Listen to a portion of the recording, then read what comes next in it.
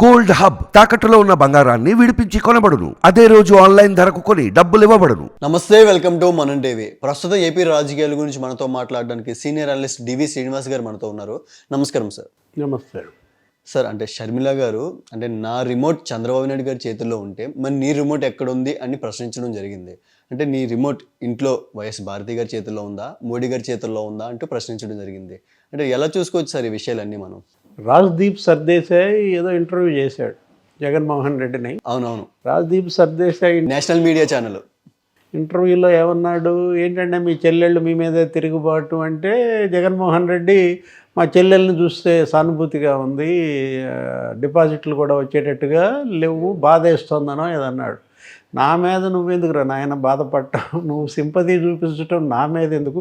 నిజంగా నీకు అంత బాధ ఉంటే అమిత్ షాని, అదే ఆయన ఎవరు, అవినాష్ రెడ్డిని విత్డ్రా చేయించాను. అవును, అవినాష్ రెడ్డిని విత్డ్రా చేయించు, నిజంగా నీకు ఉన్నట్లయితే నీ చెల్లి ఓడిపోకూడదు అని నిజమైన సింపతి నీకుంటే అంటూ, ఇక అప్పుడు రిమోట్ల గురించి కూడా వచ్చిందన్నమాట. ఆయన జగన్మోహన్ రెడ్డి రాజ్దీప్ సర్దేశాయ్తో మాట్లాడుతూ ఏమన్నాడు, కాంగ్రెస్ రిమోటు చంద్రబాబు చేతిలో ఉంది, బీజేపీ రిమోటు చంద్రబాబు చేతిలో ఉందన్నాడు.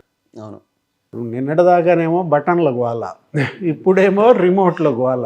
ఏది 130 బటన్లు నొక్కా, నా కోసం 2 బటన్లు నొక్కండి, రిమోట్లు బిగినాయి ఇప్పుడు అన్నమాట. నీ రిమోట్ ఎవరి చేతిలో ఉందంటే నీ రిమోట్ ఎవరి చేతిలో ఉంది అన్న దీంట్లో ఇప్పుడు ఇది కాదు కదా ప్రజలు కోరుకుంటోంది. షర్మిల ఏమంది, మా అన్న రిమోట్ 2 బీల చేతుల్లో ఉంది, 2B అంది. 2B అంటే ఒక బీ బీజేపీ, 2వ బి ఇంట్లో వాళ్ళు, బీతో ప్రారంభమవుద్ది, ఎవరామె భారతీ చేతిలో ఉందని. అంటే ఆమె నోటితో అనలేదు కానీ ఇంకా బి అంటే అది అర్థం వస్తుంది కదా సార్. ఇంకా జగన్మోహన్ రెడ్డి రిమోట్ ఎక్కడుంది, ఇది ఇవాళ $1 మిలియన్ క్వశ్చన్ అన్నమాట. జగన్మోహన్ రెడ్డి రిమోట్ ఎక్కడుంది అంటే అవినాష్ రెడ్డి చేతిలో ఉందా?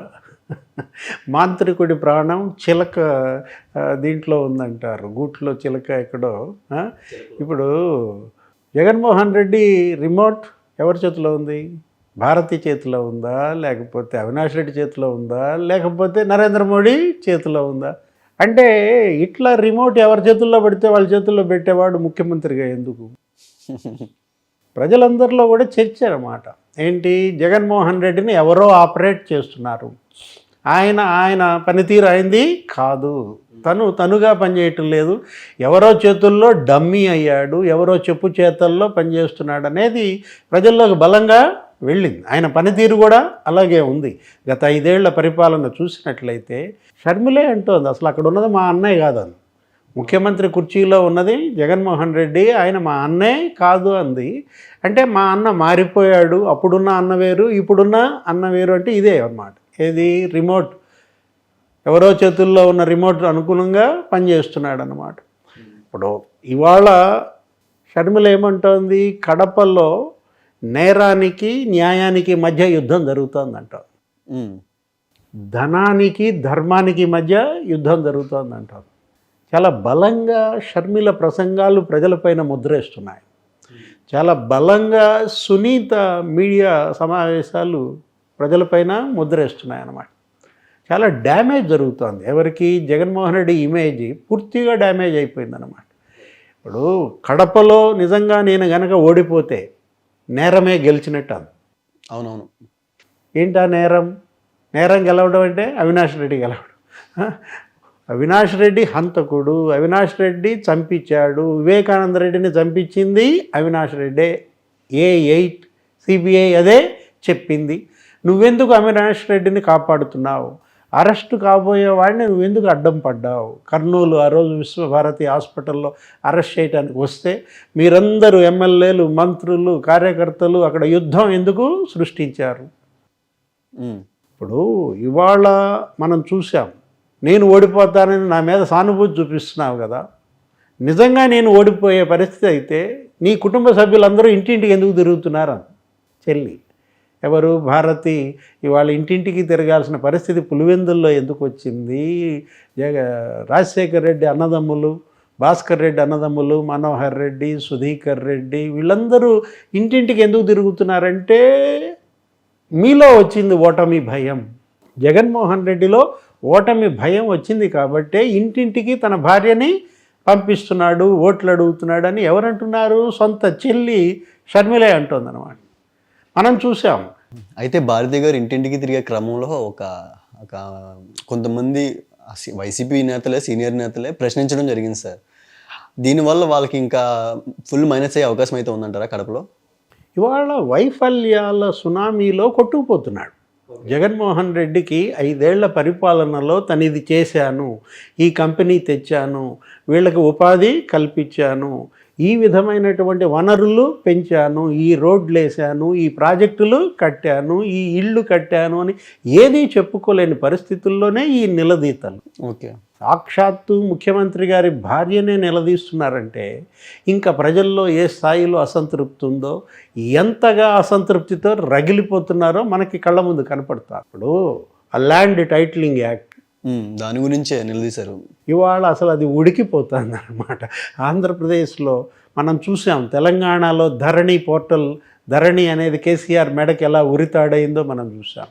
ఇక్కడ పెట్టినటువంటి ఆ ధరణి పోర్టల్, ఇక్కడ చేసినటువంటి ఆ ధరణి, ఆ భూ లావాదేవీలు, అందులో పెద్ద ఎత్తున ల్యాండ్ స్కామ్స్ జరిగాయని, అవును, కేసీఆర్ కుటుంబమే పెద్ద ఎత్తున భూ కబ్జాలకి పాల్పడిందని, ఇలా వేల ఎకరాలు కూడా అక్కడ ధరణిలో రెగ్యులర్ చేయించుకున్నారని మనం మీడియాలో కథనాలు వస్తున్న దీంట్లో ఇప్పుడు కూడా తెలంగాణలో ధరణిపైనే విచారణ, ఒక కమిషన్ కూడా ఏర్పాటు చేసింది రేవంత్ రెడ్డి ప్రభుత్వం. ఇప్పుడు అక్కడ సేమ్ ఇన్సిడెంట్. ఏ భూమి అయితే ఇక్కడ అధికార పార్టీ బీఆర్ఎస్ని కుర్చీలోంచి లాగి కింద పడేసిందో, అదే భూమి ఇవాళ అక్కడ అధికార పార్టీని కూడా కుర్చీలో నుంచి లాగి పరేయడానికి సిద్ధంగా ఉందన్నమాట. అంటే భూమితో పెట్టుకుంటే అదే అన్నమాట. రైతుకు భూమికి మధ్య సంబంధం తల్లికి బిడ్డకు ఉన్న సంబంధం. బిడ్డ నుండి తల్లి వేరు చేసిన, తల్లి నుండి బిడ్డను వేరు చేసిన అగ్ని గురుస్తుంది కళ్ళ నుంచి. ఏది ఆ బాధితుల కంటి మంటలు అంత తీవ్రంగా ఉంటాయి.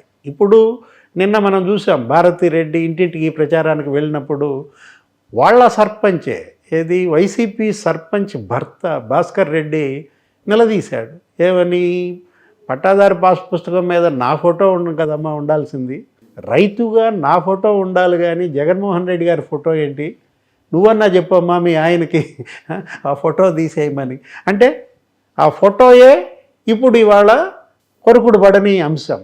ఇవాళ జగన్మోహన్ రెడ్డికి అక్కడే ఇవాళ గొంతుకు అడ్డం పడుతుంది అన్నమాట. పచ్చి వెలక్కాయ, ఏది ఇవాళ గొంతుకి పచ్చి వెలక్కాయగా మారింది జగన్మోహన్ రెడ్డి ఫోటోలు. పట్టాదారు పాస్ పుస్తకం, ల్యాండ్ టైటిలింగ్ యాక్ట్, అది అసలు జగన్ ల్యాండ్ గ్రాబింగ్ యాక్ట్ అంటున్నాడు. ఎవరు? మాజీ ముఖ్యమంత్రి. కానీ వైసీపీ నుంచి అయితే ఇది మేము పెట్టింది కాదు, కేంద్రం నుంచి ఆమోదం జరిగిందని వాళ్ళు చెప్తున్నారు కదా సార్ ఈ విషయం మీద. కేంద్రం కాదు కదా, కేంద్రం ఈ చట్టం తేక ముందే గెలిచిన 2 నెలల్లోనే ఈయన బిల్లు చేశాడు. అవును, ఎవరు? జగన్మోహన్ రెడ్డి ప్రమాణ స్వీకారం చేసిన 2 నెలల్లోనే ఈ ల్యాండ్ 1998 బిల్ చేశాడు. ఆ బిల్లుని ఏం చేశాడు? కేంద్రానికి పంపించాడు. వాళ్ళు తిరగొట్టారు. 3 సార్లు కేంద్రం నుంచి ఆ బిల్లు తిరగొచ్చినా కూడా మళ్ళా జగన్మోహన్ రెడ్డి తన ఎంపీలందరినీ వేసుకుని వెళ్ళి కేంద్రంపై ఒత్తిడి తెచ్చి అది ఆమోదింపజేశాడు.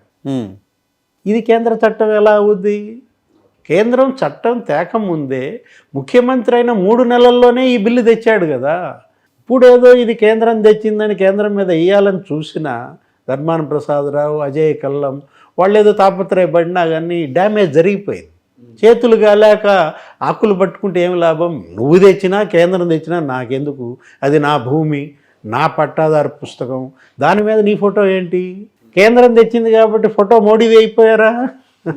మరి నీ ఫోటో ఎందుకు వేసుకున్నావు కేంద్రం తెచ్చిన దానికి? అనేక ప్రశ్నలు అన్నమాట. ఇవాళ కడప లోక్సభలో, పులివెందుల అసెంబ్లీలో వైఎస్ కుటుంబం నిలువుగా చీలిపోయింది. వైఎస్ కుటుంబంలో ముసలం పుట్టింది. ఏది మనం చూసాం, ఎప్పుడో కృష్ణ పరమాత్మ కాలంలో యాదవుల్లో ముసలం పుట్టిందంటారు. ఇవాళ వైఎస్ కుటుంబంలోనే 2గా చీలిపోయి 2 వర్గాలు వైరి వర్గాలుగా మారి ఒకళ్ళపై ఒకళ్ళు కత్తులు దూసుకుంటున్నారు. ఏం జరుగుద్ది? పొడుసు చచ్చిపోతారు, వాళ్ళే పొడుగు చేస్తారు. వైఎస్ కుటుంబం ముసలం ఇవాళ కడపలో వైఎస్ కంచు కోటలనే కూల్చేసే పరిస్థితి తెచ్చుకున్నారు అన్నా చెల్లెళ్ళు. సో చూద్దాం సార్, కడపలో 2 కుటుంబాల ఒక తీరు ఎలా ఉందో మనకు తెలుసు కాబట్టి చూద్దాం ఏం జరగబోతుంది. Thank you sir, thank you so much. నమస్తే.